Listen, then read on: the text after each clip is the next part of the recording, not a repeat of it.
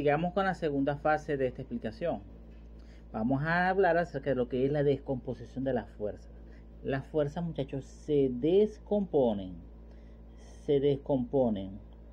Cuando la fuerza tiene un grado de inclinación, como observan acá el ángulo θ, pues la fuerza tiene una componente en X y una componente en Y. La componente en X le vamos a llamar, como se observa acá, a X, y la componente en Y le vamos a decir a Y. ¿Cómo calculamos nosotros la componente en X? Bueno, multiplicamos la fuerza A, que en este caso le vamos a llamar la fuerza A, por el coseno del ángulo que forma la fuerza con respecto al eje X. Entonces, vamos a recordar que el eje X, el eje de las abscisas, el eje horizontal, y el eje Y es el eje de la ordenada, el eje vertical. Entonces, AX es la componente en X de la fuerza A, y AY es la componente de la fuerza en Y.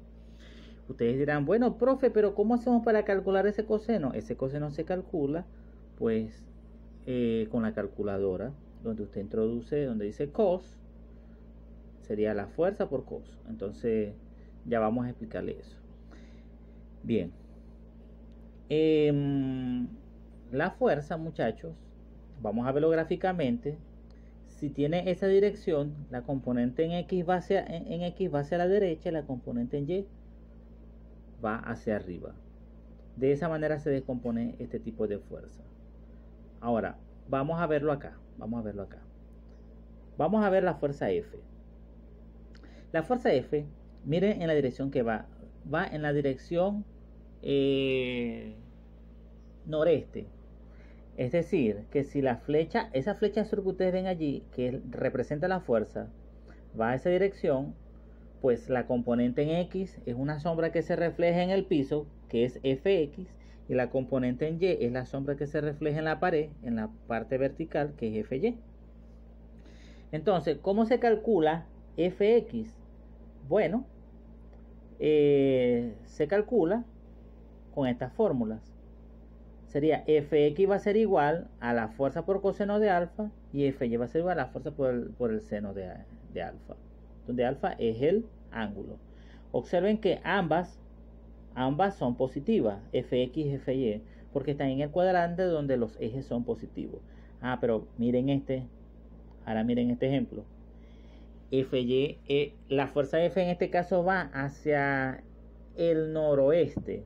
Si va al noroeste, obviamente la componente en Y va hacia arriba, pero la componente en X va ahora hacia la izquierda. Y recuerden que del 0 a la izquierda están los negativos. Por eso es que Fx es igual a menos fuerza por coseno de beta.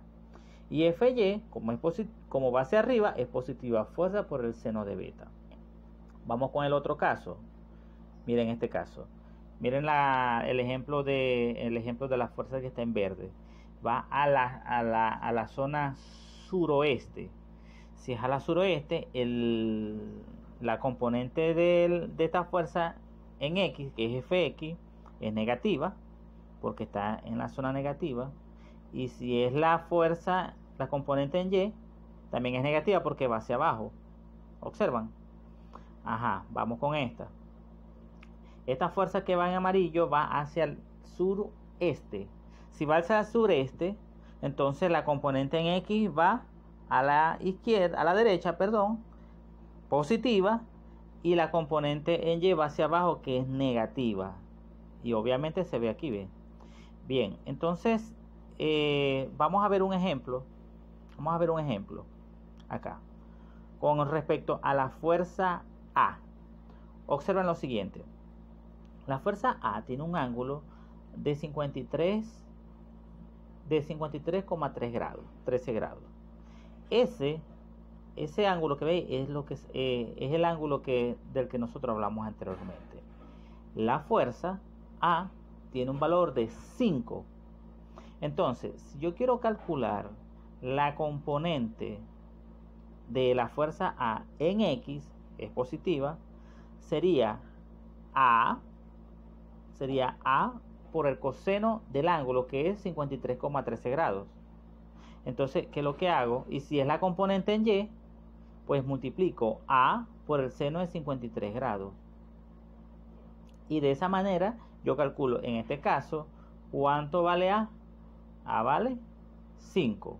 Entonces, en los siguientes ejemplos, vamos a ver entonces cómo hacer lo que es el diagrama de cuerpo libre, que será fundamental para poder realizar otros ejercicios.